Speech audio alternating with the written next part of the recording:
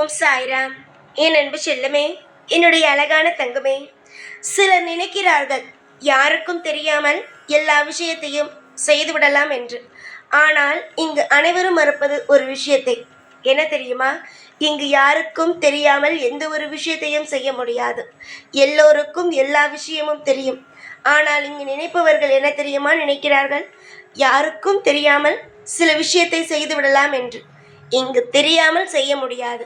இரு கண்கள் பார்த்து கொண்டேதான் இருக்கும் யார் என்ன செய்கிறார்கள் என்பது. அதுதான் தெய்வம். உன்னுடைய வாழ்க்கையில் நீ பாதுகாப்பாக இருக்கிறாய். ஒவ்வொரு காலகட்டமும் உனக்கு பிடித்தது போல அமைந்து கொண்டு தான் இருக்கிறது. ஆனால் உன் வீட்டு பக்கத்தில் இருக்கும் சில பேர், அதாவது ஒரு குடும்பம் உன் வீட்டு பக்கத்தில் தான் இருக்கிறார்கள். ஆனால் அவர்கள் என்ன தெரியுமா நினைக்கிறார்கள்? எப்பொழுதும் நீ தெய்வத்தை வணங்கி கொண்டு இருக்கிறாய். நன்றாகவே பொழுது போன நேரத்தில் சாம்பிராணி காட்டி பூஜை செய்வது அனைத்தும் வெளியில் இருக்கும் அனைவருக்கும் தெரியும். நீ நிறைய சாமி கும்பிடுவாய், நிறைய பூஜைகள் செய்வாய் என்று. ஆனால் அதை அவர்களும் தெரிந்து கொண்டு இவளுக்கு மட்டும் எப்படி தெய்வம் உதவி செய்கிறது, நாமும் இதே போலவே பூஜைகளை செய்து தெய்வத்தை வழிபட்டு அவள் வீட்டில் இருக்கும் தெய்வங்களை இழுத்துவிட வேண்டும்.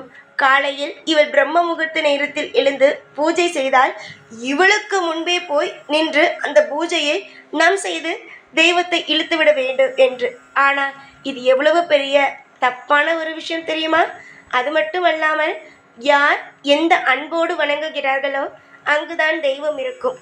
அதை நீங்கள் எல்லோரும் ஞாபகம் வைத்துக் கொள்ளுங்கள். எப்பொழுதும் நீங்கள் சில பேர் நினைக்கிறார்கள் ஒரு தப்பான ஒரு விஷயத்தை, தெய்வத்தை வணங்கிய அடுத்த நிமிஷம் தெய்வம் வந்துவிடும் என்று. உண்மையாக, நிதானமாக, பொறுமையாக, அன்போடு ஒரே ஒரு முறை வா என்று கூப்பிட்டால்தான் தெய்வம் வரும். 1000 மந்திரங்கள் சொல்லலாம், 1000 விஷயங்கள் செய்யலாம்.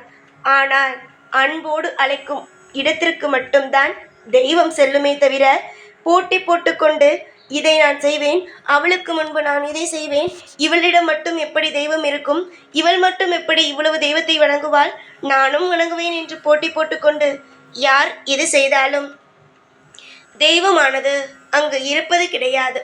ஒரு விஷயத்தை நன்றாக தெரிந்து கொள்.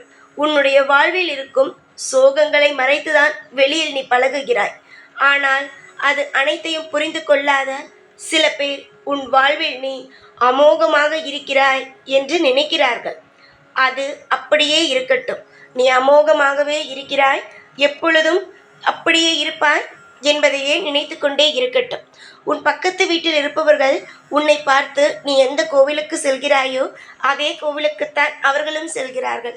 அது மட்டும் அல்லாமல் வாழ்வில் நீ எதை செய்து கொண்டு இருக்கிறாயோ அதே விஷயத்தை தான் அவளும் செய்ய வேண்டும் என்று நினைக்கிறார். அதெல்லாம் மிக மிக பெரிய ஒரு தவறான ஒரு விஷயம். யாருக்கும் எப்பொழுதும் போட்டி போட்டுக்கொண்டு எந்த ஒரு விஷயத்தையும் செய்யக்கூடாது. அது செய்தால் நிச்சயமாக தெய்வங்கள் எப்பொழுதும் துணை இருக்காது. ஆனால் உன்னை சுற்றி இருப்பவர்கள் நீ என்னமோ சந்தோஷமாக இருப்பது போல நினைத்து கொண்டு நீ வணங்கும் தெய்வத்தை வணங்குகிறார்கள். நீ ஏதாவது ஒரு விஷயத்தை சொல்லிவிட்டாய் போதும், அடுத்த நிமிஷம் அடுத்த நொடி அவர்களும் அதே கோவிலுக்கு போகிறார்கள், அதே பூஜைகளை செய்கிறார்கள். இனிமேலாவது சுதாரி. யாரிடம் எந்த விஷயத்தை சொல்ல வேண்டும், எந்த விஷயத்தை சொல்லக்கூடாது என்பதை சுதாரித்து செய். நீ செய்யும் பூஜைகளாக இருந்தாலும் சரி, விரதங்களாக இருந்தாலும் சரி, மறைமுகமாக இருக்கட்டும். அவசரப்பட்டு எப்பொழுதும் எல்லா விஷயத்தையும் எல்லோரிடமும் உளறுவது போல உளறி கொட்டிவிடாதே. எல்லா பூஜையாக இருந்தாலும் சரி, இல்லை என்றால் விரதமாக இருந்தாலும் சரி, எந்த அளவுக்கு நீ மறைமுகமாக எல்லோருக்கும் தெரியாமல் ஒரு விரதம் இருக்கிறாயா, ஒரு பூஜை எடுக்கிறாயா, எல்லோருக்கும் தெரியாமல் மறைமுகமாக மனதுக்குள்ளேயே வைத்துக்கொண்டு வீட்டில் இருக்கும் நபருக்கு மட்டும் தெரிந்து கொண்டு நீ செய்கிறாயோ அந்த விஷயம்தான் உனக்கு பலிக்கும். இல்லை என்றால் தேவையே இல்லாமல் பொறாமைகள், தேவையே இல்லாத கந்திஷ்டிகள் மட்டும்தான் அந்த இடத்தில் இருக்கும். புரிந்து கொள்ளுங்கள். காலம் முழுவதும் இதே போல ஏமாந்தவர்களாகவே இருக்காதீர்கள். நீங்கள் உங்கள் குடும்பத்திற்காக ஒவ்வொன்றும் செய்து வேண்டிக் கொள்கிறீர்கள். ஆனால் நான் இந்த விரதம் இருக்கிறேன், அந்த விரதம் இருக்கிறேன் என்று நீங்கள் வெளியே சொல்லும் பொழுது அதற்கான பலன் இல்லாமல் உங்களுக்கு போகிறது. புரிந்து கொள்ளுங்கள் தங்கமே.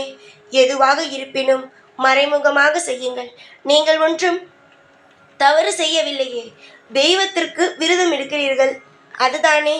அதெல்லாம் வெளியில் சொல்லாமல் இருப்பதுதான் உங்கள் வாழ்க்கையில் மிக மிக நல்லதாக இருக்கும்.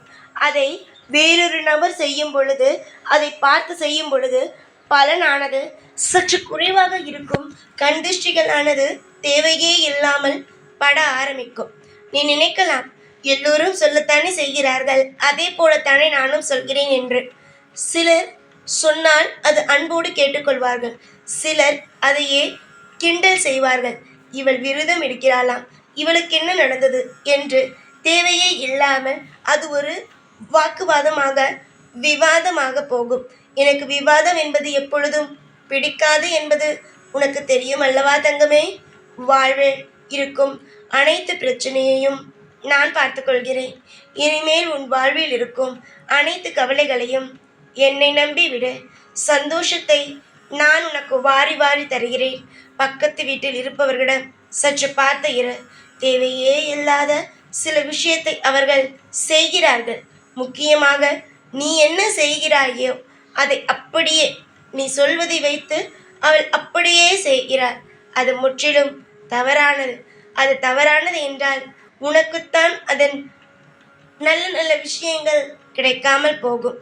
ஏனென்றால் கண் திருஷ்டிப்படும், தேவையே இல்லாத விஷயங்கள் எல்லாம் நடக்கும். புரிகிறதா? நான் ஒரு விஷயத்தை சொன்னால் அதை ஆராய்ந்து பார்க்காமல் புரிந்து கொள்ளும் வழியை பார். நல்லது நடக்கும். நான் உனக்காக இருப்பேன்.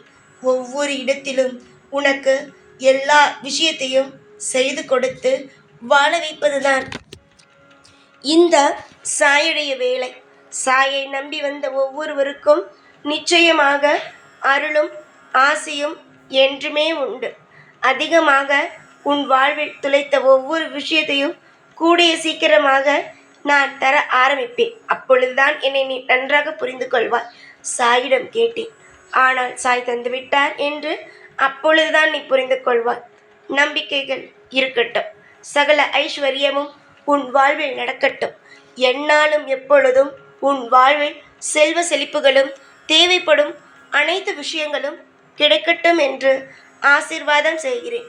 சிரித்து கொண்டு சந்தோஷமாக இரு அம்மா. நான் தான் உனக்கு துணை. இனிமே எதுவும் பயப்படும் அளவுக்கு எதுவும் கிடையாது. நான் சொல்வதற்கு சில விஷயங்களை சொல்லிவிட்டேன். இதற்கு மேல் உன்னுடைய இஷ்டம். தெரியாமல் செய்கிறாயோ இல்லை தெரிந்து செய்கிறாயோ எல்லாமே நல்லதே நடக்கட்டும். எப்பொழுதும் உன் கூடவே இருப்பேன். இந்த சாய்நான். ஓம் சாய்ராம்.